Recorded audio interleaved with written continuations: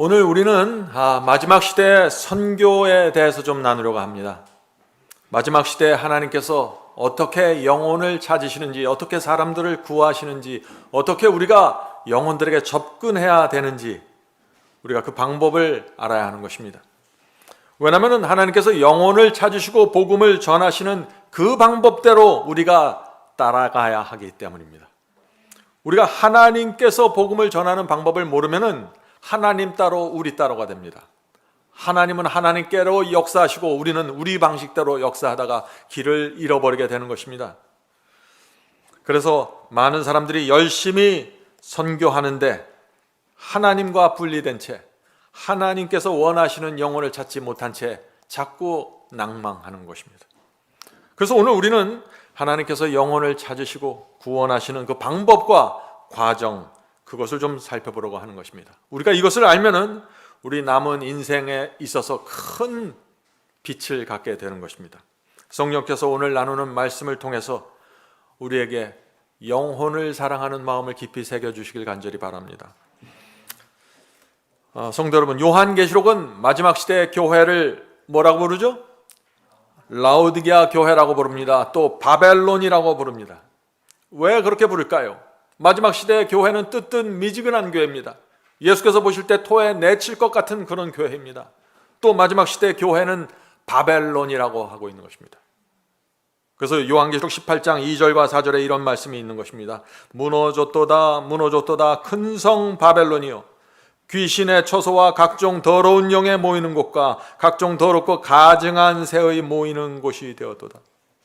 이것은 두려운 모습입니다. 사도 요한이 계시를 통해서 마지막 시대의 교회를 보는데 교회 속에 귀신의 영들이, 온갖 더러운 영들이, 각종 더럽고 가증한 새가 모이는 것 보는 것입니다. 자, 계속해서 4절 보겠습니다. 또 내가 들으니 하늘로서 다른 음성이 나서 가로되 내 백성아 거기서 나와 그의 죄에 참여하지 말고 그의 받을 재앙을 받지 말라. 지금 교회 속에 온갖 더러운 영들이 모여있기 때문에 하나님께서 반드시 그 속에 있는 하나님의 백성을 불러내셔야 되는 것입니다. 그래서 내 백성아 거기서 나와 그의 죄에 참여하지 말라고 호소하시는 것입니다. 성도 여러분, 하나님께서 이 시대에 우리에게 어떤 기별을 전하기를 원하실까요? 아무리 설교하고 아무리 멋진 기별을 전해도 사람들이 움직이지 않고 거기서 그 자리에 그대로 남아있으면 소용이 없는 것입니다. 반드시 사람들을 바벨론에서 불러내야 하는 것입니다. 바벨론 교회에서 불러낼 뿐만 아니라 바벨론의 정신에서, 바벨론의 사상에서, 바벨론의 삶에서 불러내야 하는 것입니다. 이것은 교파와 교단을 초월해서 반드시 이루어져야 하는 일이죠. 기독교회는 오래전에 바벨론이 되었습니다. 성경은 그렇게 말하고 있는 것입니다. 많은 사람들이 이것을 인정하지 않습니다. 그러나 교회는, 마지막 시대 기독교회는 바벨론이 된 것입니다. 바벨론의 술에 취해서 정신을 차리지 못합니다. 자, 정신을 차리지 못하는 게 무슨 뜻인가? 사람들이 일반 대화를 하고 정치를 얘기하고 사회 문제를 얘기할 때는 상식적입니다. 겸손하게 보이고 온유하게 보입니다. 그런데 진리가 무엇인지 모릅니다. 정작 진리에 대해서 말하면 영적으로 꽉 막혀 있는 것입니다. 바벨론입니다. 그것이 열심히 방언하고 성령 체험을 하는 것 같아서 뜨겁게 보입니다. 그런데 하나님의 말씀에 대해서 살피지 않습니다. 진리를 꿰뚫어 보지 못합니다. 하나님의 말씀보다 내 경험, 내 느낌을 더 중요하게 살면서 그것에 의지해서 살아가고 있습니다. 근데 예수님의 시대에도 그런 사람들이 있었습니다. 요한복음 4장 48절입니다. 요한복음 4장 48절. 예수께서 가라사대 너희는 표적과 기적을 보지 못하면 도무지 믿지 아니하리라. 무슨 뜻인가요? 표적과 기적이 없으면은 하나님의 말씀도 받아들이지 않는다는 것입니다. 주께서 말씀하셔도 그 안에 표적과 기적이 내 삶에서, 내 마음속에서 뜨겁게 뭐를 자극해 주지 않으면은 그 말씀을 따라가지 않는다는 것입니다. 성도 여러분, 마지막 시대에도 사탄이 그런 식으로 사람들을 미혹하는 것입니다. 어떤 사람들은 말씀에 전혀 관심 없게 만들고, 어떤 사람들은 표적과 기적, 거짓 기적을 줘서 말씀보다 기적을 쫓아다니게 만드는 것입니다. 그래서 하나님의 말씀이 정확하게 제시되어도 많은 뜨겁게 보이는 분들이 나는 성령을 체험하고 있기 때문에 말씀에 순종하지 않아도 됩니다. 나는 말씀과 계명 그대로 살지 않아도 됩니다. 왜냐하면 그래도 여전히 나에게 기적이 임하고 있기 때문이죠. 오늘 이런 모습들이 기독교에 얼마나 많은지 모르겠습니다. 많은 분들이 구원 받았다고 말하는데 말씀에 순종하지 않습니다. 열정적으로 찬양하는데 진리의 등불이 없습니다. 그런데 그런 사람들 속에, 그런 교회 속에 자세히 들여다보면은 진리를 사모하는 백성이 있는 것입니다. 우리가 찾아야 될 백성이 바로 그 백성입니다. 그들이 바벨론 안에 있는 하나님의 백성입니다. 자, 이제 우리가 어떻게 하면은 그들에게 접근할 수 있을까요? 그런 사람들을 어떻게 찾을 수 있을까요? 오늘 우리가 그 문제를 살펴보는 것입니다. 우리는 마지막 사명이 지난 몇 년 동안 해온 일은 인터넷을 통해서 진리의 줄을 그들에게 던져주는 것이었습니다. 성도 여러분, 우리가 감당해야 될 사명이 무엇인지 보이십니까? 바벨론입니다. 뜨뜻미지근합니다. 혼돈되어 있습니다. 그런데 진리의 줄을 던져줘야 되는 것입니다. 그들에게. 그들의 눈을 열어줘야 되는 것입니다. 눈에 안약을 바르는 경험을 해줘야 되는 것이죠. 그래야만 그들이 바벨론에서 빠져나올 수 있습니다. 바벨론에 있는 사람들은 자기 힘으로는 빠져나올 수 없습니다. 예정론에서 아무도 자기 힘으로 빠져나올 수 없습니다. 한 번 구원받으면 영원한 구원받는다. 내가 예수를 영접했으니까 내가 어떻게 살아도 구원받는다. 이런 생각에 사로잡혀 있는 분들은 진리의 줄을 정확하게 던져주지 않으면 빠져나올 수 없습니다. 그래서 오늘 우리가 하나님께서 영혼을 구원하시는 방법에 대해서 구체적으로 좀 살펴봐야 되는 것입니다. 하나님께서 어떤 사람들을 불러내시고 하나님께서 부르실 때, 기별을 주시고 부르실 때 어떤 사람들이 반응하는지 말이죠.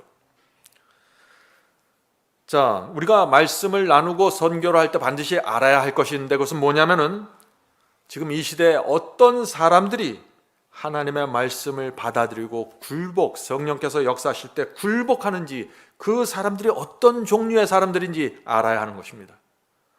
그래야만 하나님께서 인도하시는 영혼들을 우리가 찾아낼 수 있다는 것이죠. 실망하지 않고 오랫동안 계속해서 선교해도 지치지 않는 방법이 바로 여기 있는 것입니다. 제가 잘 아는 청년이 미국에 있는데 그 청년이 아우디 자동차를 광고하는 회사에 다녔습니다. 몇 해 전에 제가 미국에 들어오기 전에 그 청년과 한번 대화를 나눈 적이 있습니다. 저는 그 청년에게 도대체 그 아우디 자동차를 광고하는 회사에서 어떤 광고 전략을 갖고 이 소비자들에게 접근하는지 물어봤습니다. 그 청년은 그때 이렇게 대답했습니다. 광고는 신문이나 텔레비전 또는 인터넷을 통해서 합니다. 가능한 많은 사람들에게 광고가 노출되도록 저희는 합니다. 그런데 중요한 것은 광고는 반드시 아우디 자동차를 살 수 있는 사람들에게 초점이 맞춰진다는 것입니다. 이것이 무슨 뜻인가요? 겉으로 볼 때는 TV에 나오고 뉴스에 나오고 신문에 나오니까 모든 사람들을 대상으로 광고하는 것처럼 보인다는 것입니다. 그런데 실질은 그것이 아니라는 것이에요. 처음부터 광고를 제작하는 초기 단계부터 정확하게 아우디 자동차를 살 수 있는 사람들, 관심 있는 사람들에게만 초점을 맞춘다는 것입니다. 왜 그럴까요? 저 같은 사람은 아우디 자동차를 안 사요. 돈이 없습니다. 너무 비싸요. 아우디 자동차를 사려면 너무나 많은 희생을 제가 치러야 돼요. 그래서 아우디 자동차를 좋아하지만 살 수 없는 것입니다. 이것이 선교입니다. 마지막 기별을 받기 위해서 희생을 지불할 수 있는 준비가 되어 있는 사람들에게 기별이 들어가는 것입니다. 이 아우디 자동차는 지난 수십 년 동안 어떤 사람들이 자신들의 자동차를 샀는지 정확한 통계를 갖고 있다고 합니다. 어떤 직업을 가진 사람들이 아우디를 사는지, 1년의 수입이 얼마 이상 되는지, 어떤 취미를 가진 사람들이 사는지, 사장들이 사는지, 직장인들이 사는지 다 통계를 갖고 있는 것입니다. 그 사람들이 어떤 배우를 좋아하고 어떤 스포츠 선수를 좋아하는지 다 갖고 있어요. 어떤 분위기를 좋아하는 사람들인지 알고 있는 것입니다. 아우디 자동차는 처음부터 그들이 좋아하는 자동차를 디자인하는 것입니다. 광고도 그들이 좋아하는 광고를 하는 것입니다. 그래서 그들이 좋아하는 사람들을 데려다가 그들이 좋아하는 색깔을 써서 광고를 하는 것입니다. 왜 그렇게 할까요? 이제 여러분들 아시겠죠? 아무리 광고를 잘 만들어 했다고 해도 그들에게 관심을 끌지 못하면 실패입니다. 그 위에 사람들이 아무리 아우디 자동차 광고를 칭찬해도 그건 아무 소용없는 것이에요. 그들은 대가를 지불할 준비가 안 돼 있는 사람들입니다. 성도 여러분, 이것은 굉장히 중요한 컨셉입니다. 왜냐하면 마지막 시대 하나님께서 영혼을 찾는 방법도 그렇습니다. 선교도 이렇게 이루어지는 것입니다. 우리가 말씀을 전해 주어야 하는데 이 말씀, 마지막 기별을 받아들일 수 있는 사람들은 이미 결정되어 있습니다. 개신교회 속에, 천주교회 속에 이미 이 말씀을 받아들일 사람들은 결정되어 있는 것입니다. 그들이 누구일까요? 진리를 위해서라면 희생을 감수할 수도 있다라고 생각하는 신앙인들입니다. 아무리 찬송을 멋있게 불러도, 아무리 방언을 열심히 잘해도, 아무리 성령 체험을 깊이 하는 것 같아도 진리를 위해서 대가를 지불할 준비가 되어 있지 않는 사람들은 마지막 기별 받지 못합니다. 하나님의 계명을 지키는 마지막 여자의 후손으로 나올 수 없는 것입니다.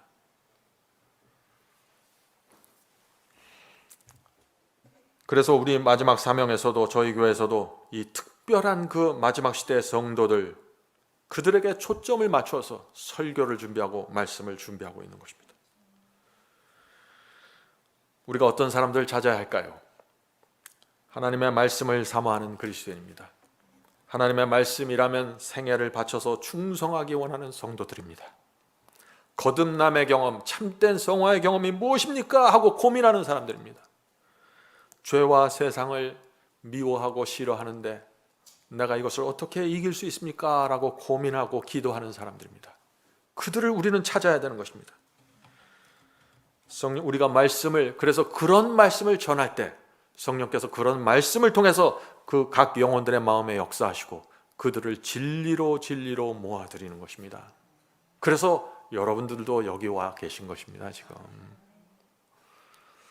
이 말씀을 전하는 것은, 영혼을 구원하는 것은 낚시와 비슷합니다. 낚시점에 가서 물고기를 잡으려고 하는데 미끼를 주십시오 하면 주인이 어떻게 대답해요?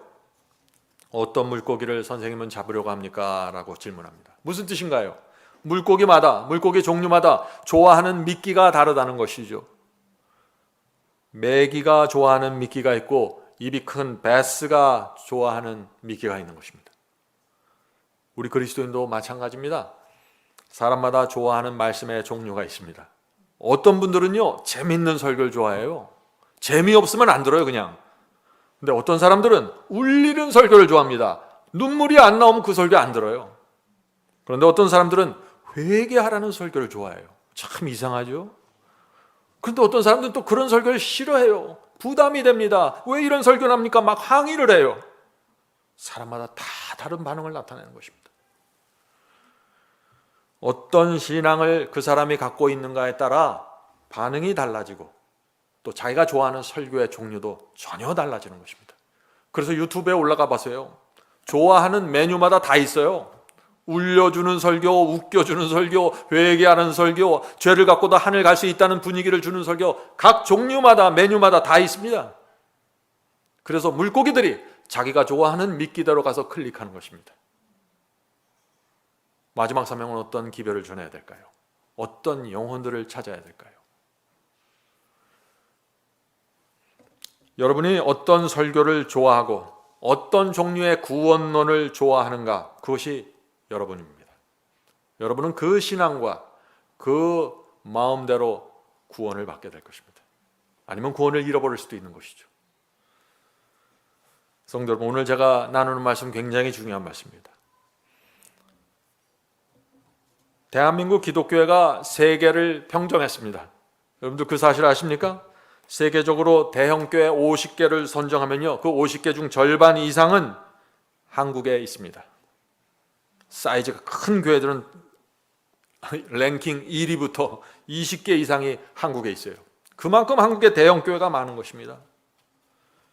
기독교인들이 숫자가 줄어드는 것 같지만은 여전히 한국은 굉장히 많은 기독교인들이 있는 곳입니다. 그런데 문제가 있어요. 교회는 많습니다. 사람들은 굉장히 많이 몰려듭니다. 그런데 교회 안에 정말 진리를 사모하고 진리를 찾고자 하는 영혼들이 많지 않다는 것입니다. 그래서 오늘날 한국의 기독교회가 무너지는 것이에요. 오래전에 미국에서 기독교인들 중에 말씀을 사모하는 사람들이 얼마나 될까 하는 것을 알아보기 위해서 설문조사를 했습니다.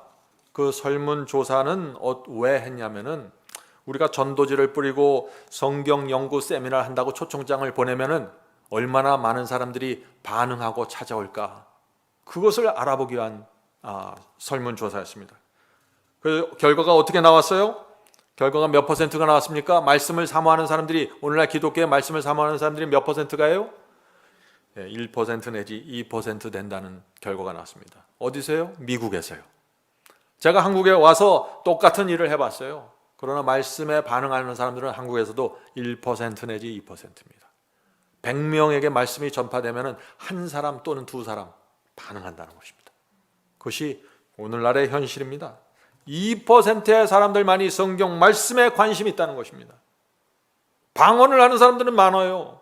예배에서 뜨겁게 반응하는 사람들은 많습니다. 새벽교회 나가는 사람들은 정말 많아요. 그런데 진리가 무엇인지, 말씀이 무엇인지 찾고 헤매는 사람들의 숫자는 아주 적은 것입니다. 충격적인 결과이죠. 동네마다 교회가 있고 수많은 사람들이 교회를 다닙니다. 헌금을 드립니다. 성령을 체험했다고 주장합니다. 그런데 성경 말씀에 정작 관심이 있고 공부하기 원하는 사람들은 적다는 것입니다.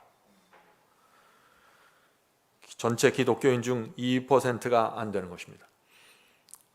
그래서 선교의 운명적인 결론은 뭐예요? 선교의 결론은 실패입니다. 선교는 실패할 수밖에 없어요. 울면서 나가서 씨를 뿌리는 것입니다. 아무리 씨를 뿌려도 반응이 없어요. 그래서 사람들이 자꾸 그만두는 것이에요. 결과가 없다고. 선교는요, 2%를 찾는 것입니다. 하나님께서 인도하시는 이 2%의 사람들, 다시 말해서 말씀을 사모하고 말씀에 집중하기 원하는 사람들, 그 사람들을 찾으면 성공이고 찾지 못하면 실패예요. 그럼 그 사람들을 어떻게 우리가 알 수 있을까? 이 사람이 2%에 속했는지 안 했는지 어떻게 알 수 있어요? 말씀을 전해보면 아는 것입니다. 말씀에 반응하는지 보면 알아요. 말씀이 나갔을 때 그것을 붙잡고 굴복하면 그 사람은 하나님께서 인도하시는 백성이에요. 나머지 98%의 사람들은 어떤 사람들일까요? 이들도 매주마다 교회 다닙니다. 교회 가서 뜨겁게 찬양합니다. 새벽 기도 나갑니다. 그런데 진리가 무엇인지 살피질 않습니다. 성도 여러분, 이것이 마지막 라오디게아 교회의 모습이고 마지막 바벨론이 된 교회들의 모습이라는 것입니다. 그래서 저희가 방송에서 유튜브에서 파워북 시리즈를 드리겠습니다. 여러분들 신청하세요. 그래도 주문이 안 오는 거예요. 2% 이하로 오는 것입니다. 말씀에 집중하지 않는 그리스도인들로 교회가 채워져 있는 것입니다. 이것은 물론 나라마다 조금씩 다르죠. 가난한 나라에 가면 2%가 올라갑니다. 왜 그럴까요? 사람들의 돈에 집중하지 않기 때문입니다. 돈 벌 기회가 없어요. 그러니까 말씀에 마음이 가난해지는 것입니다. 말씀에 매달리는 것이에요. 아프리카로 가면 퍼센트가 올라지고 미국이나 한국으로 일본으로 가면 퍼센트는 점점 떨어집니다. 자, 그래서 우리가 이제 오늘 말씀의 중요한 포인트로 좀 들어가야 되는 것입니다. 그것은 뭐냐면은 그 정말 말씀에 사모하는 이 2%의 사람들은 어떤 신앙을 갖고 있는 사람들인가 하는 것이죠. 어떤 성향을 가지고 있는가, 이 사람들을 알면은 선교할 수 있는 것입니다. 자, 이 2%의 사람들을 자세히 들여다보면은요, 그 안에 세 종류의 부류들이 있습니다. 어떤 부류일까요? 첫 번째, 이 사람들은 어떤 교파에 있든지 어떤 교회를 다니든지 자기가 알고 있는 진리라고 믿는 그 말씀에 순종하면서 최선을 다하는 사람들입니다. 하나님의 말씀이라면 그 앞에서 이리저리 핑계대지 않습니다. 주께서 인도하시는 대로 따라가는 사람들이죠. 그래서 하나님의 뜻이, 하나님의 진리가 무엇인지 늘 찾으면서 다니는 사람들입니다. 자, 두 번째 부류는 그들은 말씀에 갈증이 있는 사람들입니다. 갈증이 있다는 것은 뭐냐면 평범한 말씀보다는 내 필요를 채우고 내가 죽어가는 내 영혼을 살릴 수 있는 그 말씀을 찾는 것이에요. 그래서 분명한 길을 제시해 주는 설교를 찾습니다. 그들이 2%에 들어가는 사람들입니다. 세 번째 부류는 자신이 다니는 교회에 만족하지 못하는 것입니다. 특별히 설교에 만족하지 못합니다. 그래서 설교를 찾기 위해서 유튜브에 올라옵니다. 그래서 유튜브나 네이버에 이 2%의 영혼들이 많이 있는 곳입니다. 아무리 설교를 들어도 이 2%의 사람들은 말씀이 자신의 영혼을 파고들어서 생명을 주지 못하면 만족하지 못하는 사람들입니다. 자, 이렇게 되면 이제 98%의 사람들이 누구인지 알겠죠? 그들은 그냥 현재 상태에 만족합니다. 자신이 영적으로 헐벗고 굶주리고 있는데, 나는 벌거벗고 있는데 나는 부자라 부요해서 부족한 것이 없다고 생각합니다. 라오디게아 교회입니다. 이런 사람들은요, 현재 자기에 대해서 만족하기 때문에, 심령에 공허함이 없기 때문에 아무리 흔들러도 움직이질 않습니다. 말씀이 아무리 와서 쳐도 고민하지 않습니다. 밝은 빛이 와도 반응하지 않습니다. 98%입니다. 성도 여러분, 제가 이 2%의 이 문제에 대해서 얘기하면 많은 분들이 이런 질문을 해요. 그 2%는 너무나 적은 것이 아닙니까? 교회가 이렇게 많고 사람들이 이렇게 많은데 어떻게 2%밖에 되지 않을 수 있을까요? 이거는 마지막 시대뿐만 아니라 거의 매 시대마다 이렇습니다. 이사야는 이스라엘에 대해서 뭐라고 얘기했나요? 이스라엘이 바다 모래처럼 많을지라도 오직 남은 자만 하나님께 돌아온다 그랬어요. 아주 적은 무리가 하나님께 말씀에 집중하고 있다는 것입니다. 구약시대도 말이죠. 예수께서 조림하셨을 때 얼마나 많은 사람들이 아기 예수를 찾아가서 영접했습니까?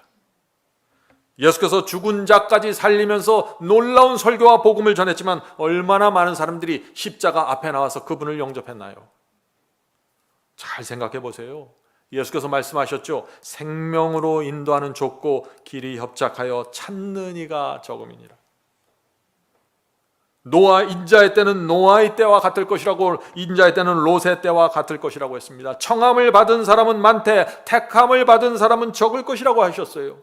하나님의 말씀은 계속해서 마지막 때 하나님의 말씀으로 진리를 찾아오는 사람들, 좁은 길을 따라서 걷는 사람들은 적을 것이라고 말하고 있는 것입니다. 중세에는 어떨까요? 마찬가지죠. 마지막 시대 어떨까요? 마찬가지입니다. 성도 여러분, 우리가 하나 솔직하게 정직하게 인정해야 될 것이 있는데, 마지막 시대 구원받을 자가 적다는 것입니다. 그것이 성경 전체에서 말하고 있는 것이에요. 사람들은 자꾸 이것을 부인하는 것입니다. 그래서 예정론을 통해서 구원받을 사람들이 많은 것처럼 만들어 놓고, 한 번 구원받으면 영원한 구원이라는 교리를 통해서 구원받을 사람들이 많은 것처럼 자꾸 얘기하는 것입니다. 그래서 혼돈하는 것이에요.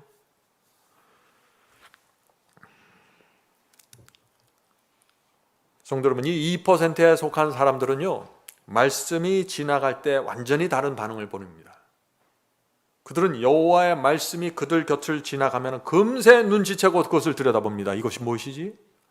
설교 하나 들으면 그 차이를 분별합니다. 그것이 2% 사람들이 갖고 있는 특징이에요. 말씀이 지나가면 그것을 놓치지 않아요. 누군가 나타나서 좁은 길을 걸으라고 회개하라고 말하면 사람들은 싫어해서 다 도망가는데, 이 사람들은 이것을 잡습니다.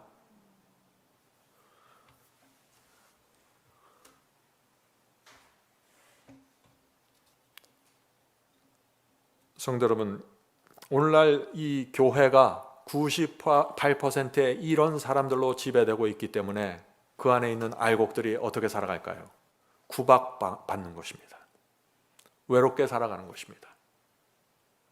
세속적인 그 마음을 맞춰주는 설교들이 교회를 지배하고 있기 때문에 말씀을 찾지 못해서 갈증을 갖고 살아가게 되는 것입니다. 그래서 사람들이 교회를 떠나고 있는 것입니다. 벌써 오랜 세월이 지났습니다. 10년, 20년 전부터 시작됐습니다. 그들이 누군가요? 가나안 성도입니다. 교회를 떠나는 사람들이에요. 왜 가나안 성도예요? 여러분들 아시죠? 왜 가나안 성도라고 부릅니까? 가나안을 거꾸로 하면 뭐예요? 안 나가죠? 교회를 안 나간다는 것이에요. 그런데 그들이 교회는 안 나가는데 어디를 향해서 가요? 하늘 가나안을 향해서 간다는 것이에요. 주님을 사랑하지만은 교회는 나가지 않겠다는 성도들, 이들이 가나안 성도입니다. 성도 여러분, 그런 사람들이 얼마나 돼요? 요즘 서적에 가보세요. 가나안 성도들에 대한 책자가 오래전부터 나와 있어요. 그들을 적어도 80만 명 내지 150만 명이라고 추산하고 있습니다.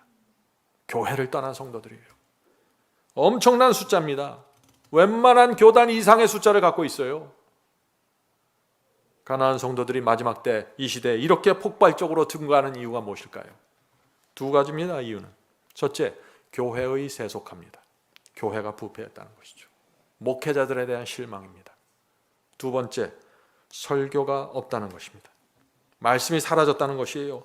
진리가 교회 안에 정확하게 세워지지 않았다는 것입니다. 그래서 절망해서 교회를 떠나가는 것입니다. 성도 여러분, 우리가 지금 이런 시대에 선교하고 있는 것입니다. 어떤 의미에서 지금 이 시대는 진리를 정확하게 붙잡고 있는 사람들에게는 기회의 문이 열리고 있는 것입니다. 왜요? 수많은 사람들이 말씀을 사모하게 되었습니다. 교회의 세속화 부패를 보면서 실망하고 좌절해서 교회를 떠나면서 동시에 말씀을 찾게 되는 것입니다. 지금은 교파가 중요한 것이 아니에요. 어느 교단에 있든지 진리를 정확하게 들여다보고 경험하지 않으면 소용이 없는 것입니다. 몇 해 전에 인터넷에 어떤 가나안 성도가 올린 글이 많은 사람들의 주목을 받았죠. 가나안 성도의 고민이라는 그 글을 제가 읽겠습니다. 왜 우리가 교회의 부패와 불의를 보면서 매주 교회 가서 헌금을 내고 예배드려야 합니까? 왜 우리가 지성적이지도 않고 성경과 맞지도 않는 설교를 매주 들어야 합니까? 예배를 꼭 교회 건물 속에서 드려야만 하나님께서 받아주십니까? 오늘날 교회는 벽돌로 만든 건물에 불과합니다. 교회란 조직도 아니고 건물도 아닙니다. 교회 속에는 하나님의 말씀이 있어야 하는데 오늘날 교회에서 하나님의 분명한 말씀이 사라져버렸고 부도덕과 세속만이 창궐합니다. 오늘날 기독교회는 벽돌교회입니다. 마지막 이 말이 마음에 메아리를 치죠. 벽돌교회가 뭔가요?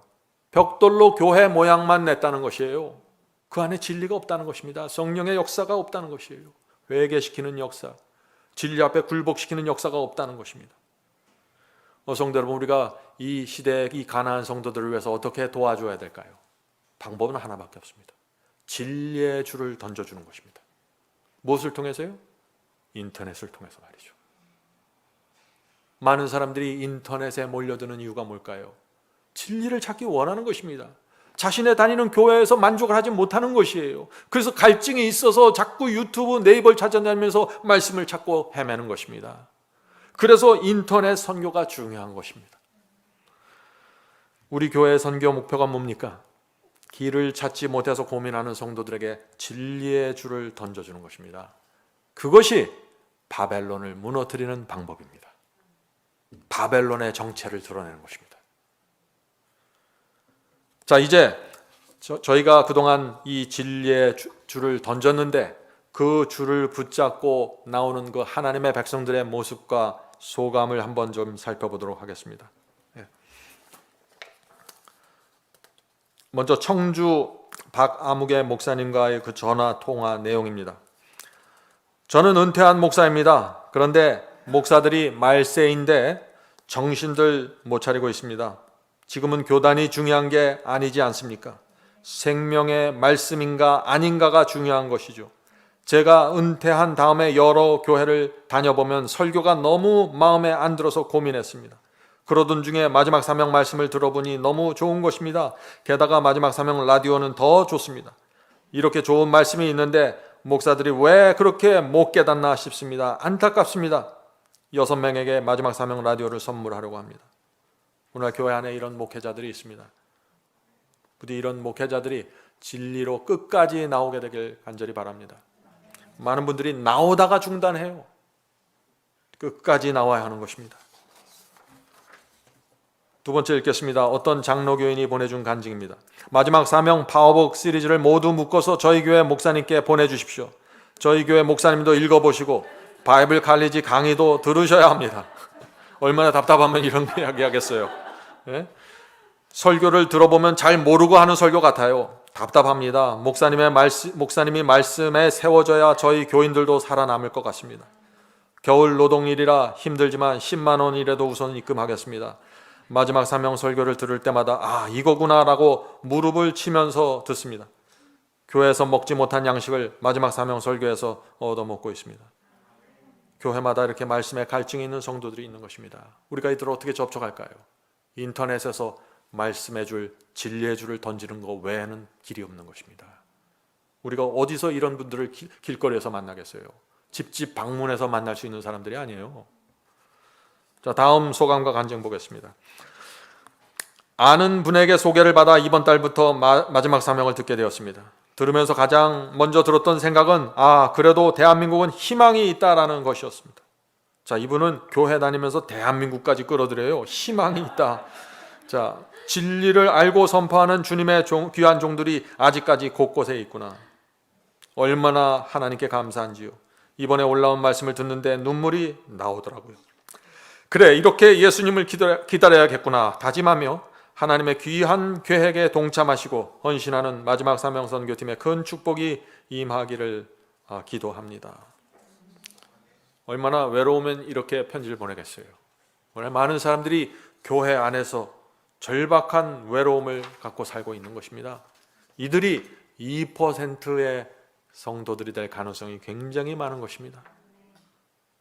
자, 마지막으로 개신교회 목회자에게 온 소식입니다.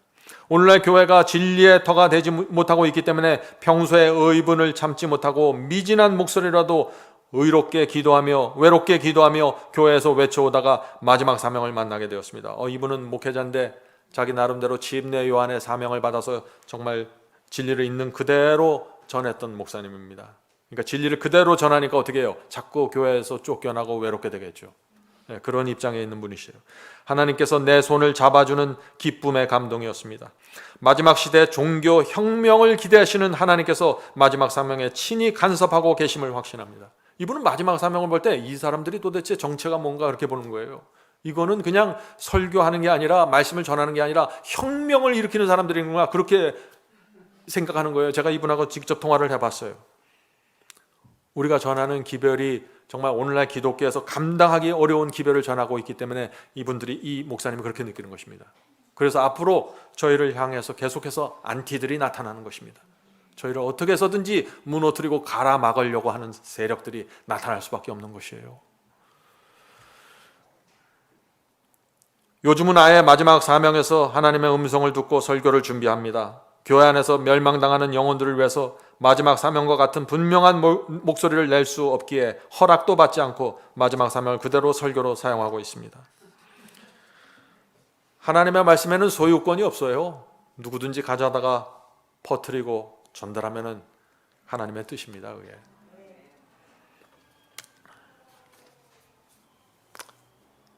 여러분에게 한 그림을 소개하고 싶습니다. 몇 년 전에 제가 구글에서 검색하다가 이 그림을 봤는데 이 화면에 나타나는 이 배가 무슨 배일까요? 이 배가 타이타닉호입니다. 여러분들 잘 아시죠? 이 타이타닉호는 1912년에 영국에서 떠나 대서양을 지나 미국의 뉴욕을 향해 가고 있었습니다. 그런데 어느 날 밤 갑자기 빙산을 만나게 되었고 피하지 못했습니다. 빙산이 저 배 옆을 긁으면서 철판이 찢어져 버렸습니다. 바닷물이 들어왔죠. 결코 침몰할 수 없다는 그런 믿음을 갖고 이 배를 출범시켰지만은 저 배는 허무하게 가라앉기 시작했습니다. 어떻게 됐을까요? 사람들이 배에서 빠져나가기 위해서 아우성을 쳤습니다. 저는 저 그림을 보았을 때 저것이 마지막 시대 기독교의 모습이라고 저는 본 것입니다. 저 그림을 보면은요, 세 무리가 나옵니다. 세 종류의 사람들이 있어요. 첫째, 저 큰 배의 밑창에 있는 사람들입니다. 그들은 저 바벨론이 된 교회, 침몰하는 교회를 떠날 생각을 하지 않고 남아있는 것입니다. 끝까지 불을 켜고 있어요. 바벨론이 침몰할 때 저 사람들은 죽게 될 것입니다. 바벨론을 향한 하나님의 형벌을 받게 되는 것입니다. 7재앙을 받게 되는 것입니다. 무서운 일이죠. 두 번째 무리가 있습니다. 두 번째 무리는 누구인가요? 위기가 왔다는 사실을 압니다. 지금 교회 안에 큰 위기가 왔다는 사실을 알아요. 그래서 갑판 위에 올라왔습니다. 탈출하기 위해서 갑판 위에 올라왔습니다. 그런데 망망대해요. 어떻게 빠져나갈 줄 모르는 것입니다. 그런데 갑판 위에서 안타까운 마음으로, 두려운 마음으로 서성거리면서 기다리고 있는 것입니다. 이들은 살기 위해서 죽기 살기로 원하는데 누가 도와주질 못하는 것입니다. 빠져나오질 못하는 것입니다. 우리가 선교할 대상들이 누구예요? 갑판 위에서 구조를 기다리는 저 사람들입니다. 세 번째 사람들이 있습니다. 이 세 번째 사람들은 타이타닉을 빠져나와서 탈출한 사람들입니다. 바벨론을 떠난 사람들입니다. 구조선을 타고 떠난 사람들. 이들은 살기 위해서 최선을 다한 사람들입니다. 이들이 누구입니까? 요한계시록 12장 17절에 이들은 여자의 마지막 남은 자손이라고 말하고 있는 것입니다. 계명을 지키는 성도들이죠. 자, 그런데 이 그림에 나오는 이 여자의 남은 자손은 문제가 있는 것입니다. 탈출하는 사람들은. 왜요? 저 구조선의 뱃머리가 지금 어디를 향하고 있어요? 지금 저 침몰하는 배로부터 가능한 한 멀리 떨어지려고 도망치고 있는 것입니다. 저것은 한편으로는 맞아요. 그러나 또 다른 면이 있는 것입니다. 갑판에서 불안해서 서성거리는 사람들을 더 이상 구조하려고 하지 않아요. 자기만 살면 된다고 생각하는 것입니다. 나만 빠져나와서 천국에 가면 된다고 생각하는 것이죠. 나만 이 진리의 빛을, 환한 진리의 빛을 받고 나만 천국을 향해서 걸어가면 된다고 생각하는 것입니다. 하나님과 그리스도와 성령께서는 저 바벨론 침몰하는 저 바벨론에 있는 사람들을 구원하려고 지금 총동원 하고 있는데 마지막 시대의 진리와 기별을 붙잡고 있는 이 사람들이 뱃머리를 돌리질 않는 것이에요. 나만 살겠다고 멀리 빠져나가는 것입니다. 성도 여러분, 그런 사람들이 구원을 받을 수 있을까요? 성도 여러분, 우리가 잘나서 빠져나온 것이 아닙니다. 하나님께서 은혜를 베풀어 주셔서 우리에게 말씀을 접하게 해주셨고 진리가 무엇인지 보게 해주신 것입니다. 우리보다 똑똑하고 잘난 사람들이 저 바벨론의 저 배 위에, 타이타닉 저 배 위에 잔뜩 있는 것입니다. 그들도 나와야 하는 것입니다. 하나님께서 우리를 왜 먼저 불러주셨을까요? 우리를 먼저 부르셔서 진리를 주시고 양육하셔서 전도자로 삼기 위한 것입니다. 그것이 하나님의 최후의 목적이에요. 우리만 구원받고 편히 살다가, 이 땅에서 편히 살다가 천국 가라고 부르신 것이 아닙니다. 옛날에 유대인들이 그렇게 이해하고 그렇게 오해해서 멸망당해 버린 것입니다. 자기 기만에 빠지고 교만에 빠져서 말이죠. 성도 여러분, 하나님께서 왜 우리를 불러주셨습니까? 저 갑판에 있는 저 영혼들을 구원해 달라고 우리를 먼저 불러주신 것입니다. 우리가 어떻게 해야 될까요? 뱃머리를 돌리셔야 합니다. 침몰하는 바벨론을 향해서 가야 합니다. 갑판에서 기다리는 저 사람들에게 진리의 줄을 던져주어야 합니다. 내가 믿는 이 진리, 나를 구원한 이 진리, 이 진리의 말씀을 저들에게 던져주어야 합니다. 어떻게 해요? 사람들을 직접 만나서 줄 수도 있고 인터넷을 통해서, 카톡을 통해서 나눠줘야 하는 것입니다. 열심히 나눠줘야 합니다. 진리를 먼저 받은 사람들이 움직이지 않으면 죽습니다. 나도 죽고 저들도 죽습니다. 성령께서 우리가 진리의 줄을 던져줄 때 성령께서 그들의 마음에 역사하셔서 이것이 진리니까 이것을 잡아야 된다 역사하시는 것입니다. 누가 알곡이고 누가 가라지인지 말씀이 들어가면서 정확하게 갈라지게 될 것입니다. 우리는 그래서 부지런히 일해야 되는 것입니다. 성령께서 영혼들의 심령에 역사하실 수 있는 그 말씀을 던져주어야 하는 것입니다. 성도 여러분, 이것이 마지막 시대 성령의 사역입니다. 성령의 사역. 여러분은 이 위대한 사역에 참여하시겠습니까? 반드시 참여하셔야 됩니다. 그것이 저와 여러분이 살 수 있는 유일한 길입니다. 자, 그런데 문제가 있어요. 문제가 있습니다. 진리의 줄을 열심히 던져주던 사람들도 자꾸 포기합니다. 왜 그럴까요? 너무 힘들다고 느끼는 것입니다. 열심히 했는데 결과가 없습니다. 당연히 결과가 없죠. 98% 사람들은 다른 생각을 하고 사니까요. 우리는 위대한 결과를 바라보는 사람들이 아니에요. 우리가 원하는 것은 뭐예요? 우리의 타겟은 뭐예요? 2%의 사람들이에요. 근데 2%의 사람들이 겉모습을 보면 모르니까 줄을 자꾸 던져주는 거예요. 그러면 그 속에서 말씀을 붙잡고 나오는 그 하나님의 백성들이 결정되는 것입니다. 말씀으로 결정되는 것이에요.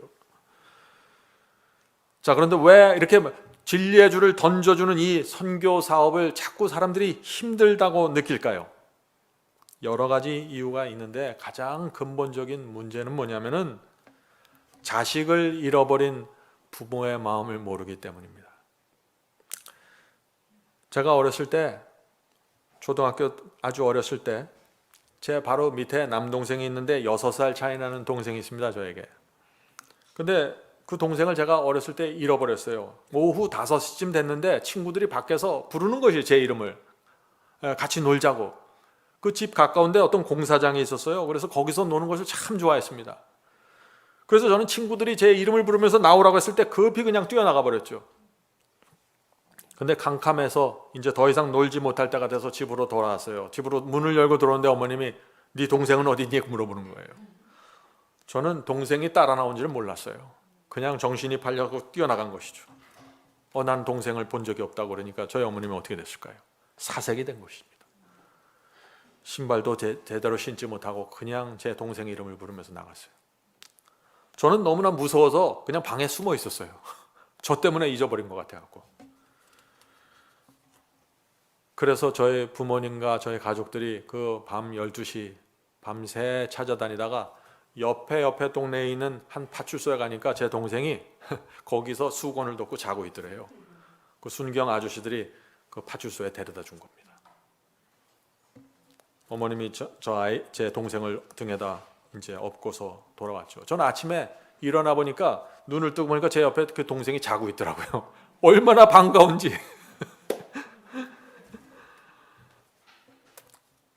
그것이 자식을 잃어버린 부모의 마음입니다. 이 마음을 가져야 선교가 되는 것이에요. 그래서 잠언 24장 11절에 이런 말씀이 나오는 것입니다. 많은 사람들이 이런 말씀을 읽을 때 마음에 닿지를 못하는 것이에요. 이거 보세요.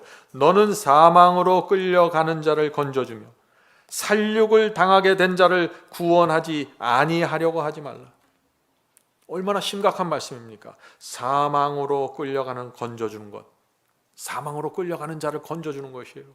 그것이 선교라는 것입니다. 마귀에게 살육당하고 있는 자들을 가서 끌어내서 등에 업고 나오는 것이에요. 그것이 선교라는 것이에요.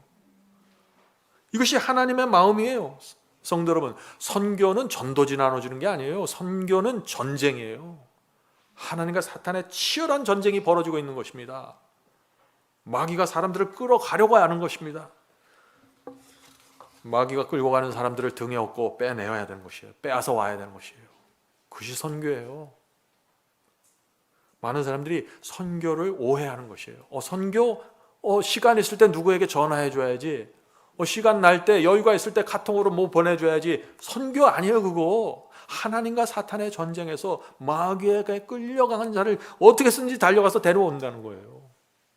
하나님의 호소예요, 그것이. 이 정신이 없으면 선교는 하다가 지치고 포기하게 되는 것이에요. 선교가 불가능한 도전으로 느껴지게 될 것입니다. 성도 여러분, 우리가 선교에 대한 하나님의 마음을 이해해야 되는 것입니다. 마지막으로 2개의 글을 읽고 마치도록 하겠습니다. 예수께서는 세상 끝날까지 우리와 함께 하실 것이라고 약속하셨습니다. 그런데 그 약속에는 조건이 있다는 것이에요. 어떤 조건일까요? 자, 이 말씀을 읽겠습니다. Desire of Age 825페이지에 있는 말씀입니다. 그리스도께서 함께 하시겠다는 약속은 교회가 그분의 사업을 수행하고 있을 때 이루어진다. 가서 모든 족속을 가르치라. 볼지어다 내가 세상 끝날까지 너희와 함께 있으리라고 그분은 말씀하셨다. 예수님의 멍에를 매는 것이 그분의 능력을 받는 첫 번째 조건 중에 하나이다. 바로 교회의 생명은 주께서 명하신 일을 성취하는 데 바치는 충성에 달려있다. 이 말씀 중요한 말씀이죠. 주께서 우리에게 주신 약속, 내가 세상 끝날까지 너희와 함께 있겠다는 이 약속에 언제 이루어진다고요? 교회가 주의 사업을 수행하기 위해서 하나로 연합해서 앞으로 전진할 때 예수께서 우리와 함께 세상 끝까지 같이 가겠다는 그 약속이 이루어진다는 것입니다. 교회의 생명이 어디에 달려 있다고 했습니까? 교회가 주님께서 명하신 일, 이 선교 사역에 충성을 바칠 때 교회에 생명이 들어오겠다는 것입니다. 오늘 어떤 교회들이 진리를 갖고 있어요. 그런데 교회는 죽어갑니다. 어떤 사람들은 진리를 갖고 있어요. 이해했습니다. 그런데 자꾸 죽어가요. 왜 그럴까요? 죽어가는 영혼들에 대한 간절한 소망이 없어요. 성도 여러분, 말씀을 죽어가는 영혼들에게 전하지 않으면 내가 죽습니다. 교회가 죽습니다. 살기 원하는 교회들과 살기 원하는 사람들은 주의 말씀을 전해야 되는 것입니다. 인터넷을 통해서 또 만나는 사람, 가족들에게 계속해서 전해야 되는 것입니다. 자, 선교에 대한 또 하나의 글을 읽겠습니다. 이것도 디자이브 에이지 195페이지. 모든 참된 제자는 하나님의 나라의 선교사로서 태어난다. 우리가 그리스도의 제자가 될 때 우리는 새로 태어나게 되는데 뭐로 태어나요? 선교사로 태어난다는 것입니다. 선교사로. 영적인 경험, 죄만 버리면 되는가? 그게 아니에요. 그런 내 영적인 경험이 이루어질 때 하나님의 말씀을 전하고 싶은 간절한 소망을 가진 선교사가 된다는 것입니다. 그것이 선교사 훈련을 받는 첫 번째 요건이에요. 자, 선교사로 태어난다. 생수를 마시는 자는 생명의 샘물이 된다. 받는 자는 주는 자가 된다. 영혼 안에 있는 그리스도의 은혜는 광야에서 솟아나는 샘과 같아서 모든 것을 소성시키고 멸망하여 가는 자들로 하여금 생명수를 마시기를 열망하도록 만든다. 성도 여러분, 우리가 생수를 마시고 살아났으면 죽어가는 영혼들에게 생수를 전하기 위해서 내가 이 생수를 마시고 살았으므로 너도 이 생수를 마셔봐. 이 간절한 소망으로 열망이 생긴다고요. 이것이 하나님의 나라의 선교사입니다. 부디 성령께서 우리 모두에게 이 전도자의 영을 회생시켜 소생시켜 주시기를 간절히 바랍니다. 하늘에 계신 저희들의 아버지, 저희가 진리의 줄을 던질 수 있도록 도와주시옵소서. 천국 문 앞에서 서성거리면서 어떻게 들어갈지 몰라서 힘들어하는 영혼들을 찾게 성령으로 인도해 주시옵소서. 확실하게 준비된 말씀을 그들에게 전할 수 있도록 도와주시옵소서. 마지막 시대 하나님께서 당신의 백성을 어떻게 부르시고 어떤 진리를 요구하시며 어떤 빛을 원하시는지 사람들이 알 수 있도록 전하는 사람들이 되게 도와주시옵소서. 하나님의 나라의 선교사가 될 수 있도록 도와주시옵소서. 하늘에 계신 아버지, 하나님께 너무나 많은 은혜와 빛을 받았습니다. 이제 저희가 일하기를 원합니다. 주여, 저희를 도와주시고 하나님의 일꾼, 11시 일꾼으로 준비시켜 주시옵소서. 복음을 전하는 자들 되게 도와주시옵소서. 저의 마음속에서 이루어진 이 경험과 이 빛이 사람들에게 전달되는 도구가 될 수 있도록 축복해 주시옵소서. 바벨론을 무너뜨리기 원합니다. 그것이 저희의 소원이고 하나님의 마음인 줄 저희가 압니다. 주여, 성령께서 역사해 주셔서 바벨론을 향하여 진리를 던지는 사람들, 그런 인생을 살게 도와주시옵소서. 예수님의 이름으로 간절하게 기도드립니다. 아멘.